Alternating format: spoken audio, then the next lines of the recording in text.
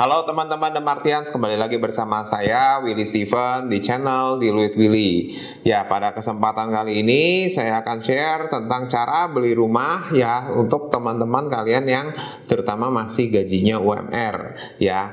Nah, kita baru aja dikejutkan dengan berita heboh ya tentang biaya hidup di kota Jakarta ya, termasuk juga kota-kota besar lainnya yang tidak berbeda jauh, yaitu sekitar 15 juta per bulannya ya. Wah, itu gede banget ya. Nah, ternyata setelah dicek ya, itu merupakan hasil survei yang sebenarnya kalau kita lihat cukup mengejutkan, karena kita tahu UMP di Jakarta itu baru kisaran 5 juta, tetapi dengan biaya hidup 15 juta itu berarti ada perbedaan gap 10 juta, yang itu yang besarnya tentu aja sekitar 2 kali lipat dari UMP itu. Nah, kalau kita telusuri sebetulnya itu ada beberapa penjabaran untuk apa aja sih biaya hidup yang sedemikian besar itu ya. Tapi sebelum saya masuk, mungkin kalian jangan lupa ya, jika merasa video ini bermanfaat, kalian bisa like dulu, subscribe, dan juga aktifkan lonceng notifikasi supaya kalian tidak ketinggalan video-video saya selanjutnya.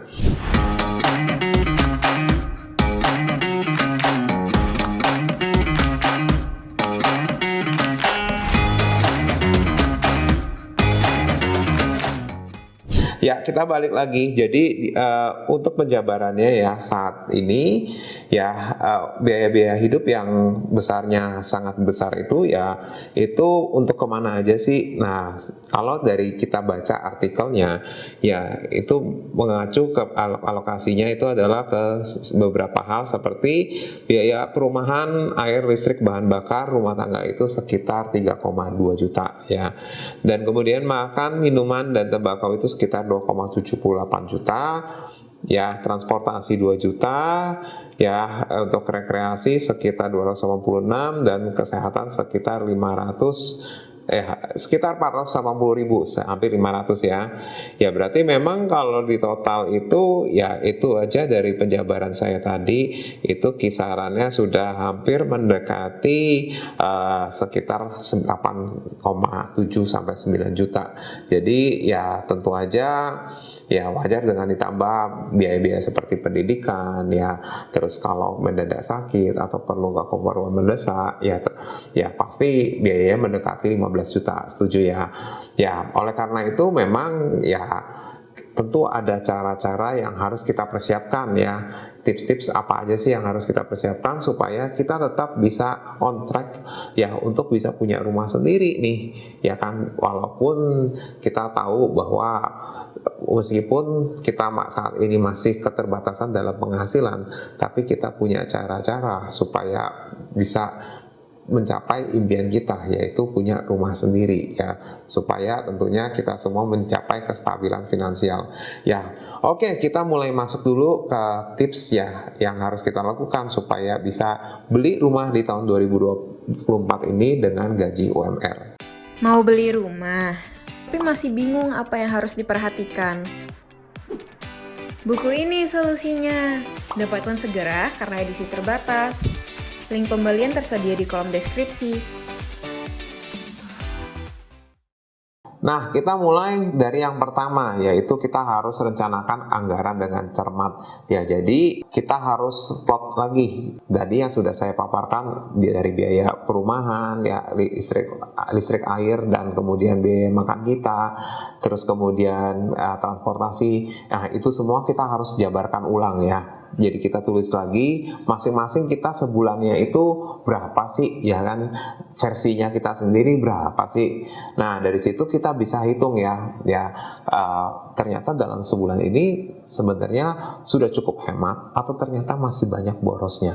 Dan tentu dari yang boros-boros ini kita bisa hemat ya. Dan tentu aja sebelum kita melakukan pengeluaran ya, mengalokasikan budget kita dari income itu, kita harus juga mempersiapkan terlebih dahulu tabungannya ya. Yang itu tabungan apa yang merupakan tips kedua ini, yaitu persiapkan fokus pada DP rumahnya ya, DP rumahnya. Nah, karena DP rumah ini merupakan kunci gerbang untuk kita bisa memiliki rumah itu sendiri. Sekaligus kalau kita sudah bisa mengumpulkan DP rumah, itu berarti kita sudah punya penghasilan yang cukup stabil, sehingga kita bisa punya kekuatan untuk mendapatkan kredit. Ya, tentu aja makanya dalam hal ini saya selalu sampaikan ya bahwa kita mempersiapkan DP itu idealnya bisa 15-20%. Jangan ya kurang tepat ya istilahnya kalau kita justru berpacu untuk mendapatkan rumah dengan DP 0. Karena DP 0 itu mengakibatkan bahwa di kemudian hari kita memiliki cicilan yang lebih besar daripada orang-orang pada umumnya. Ya, jadi kita harus memperhatikan segala sesuatu berdasarkan dua aspek. Ya, kita masuk ke tips yang nomor 3, yaitu kita rajin mencari program KPR yang memberikan keuntungan maksimal, ya, atau bisa dibilang yang murah, tapi juga selain itu ada klausul-klausul yang membuat kita mendapatkan keuntungan ya dari segi produknya. Nah, biasanya masa fix yang panjang, ya, kemudian juga ada batas maksimal untuk floatingnya. Nah, hal-hal seperti itu yang bisa memberikan kita kepastian lebih besar, sehingga kita dapat memaksimalkan dari sisi finansial kita dapat memprediksi lebih akurat ya kondisi finansial kita untuk kedepannya ya, sehingga ketika terjadi krisis atau apapun ya, dan ketika waktu cicilan KPR kita masuk ke masa floating ya, itu tidak mengganggu kita dan mengkhawatirkan kita ya. Ini saya bagikan di tips nomor 4, yaitu investasikanlah dana yang kita miliki. Nah, penting bagi kita untuk menginvestasikan ya supaya penambahan dana yang kita miliki ini bisa lebih maksimal. Tapi tentu yang perlu dicatat adalah kita harus memilih investasi yang konservatif ya. Konservatif ini berarti relatif aman, relatif tidak bermasalah gitu untuk jangka panjang.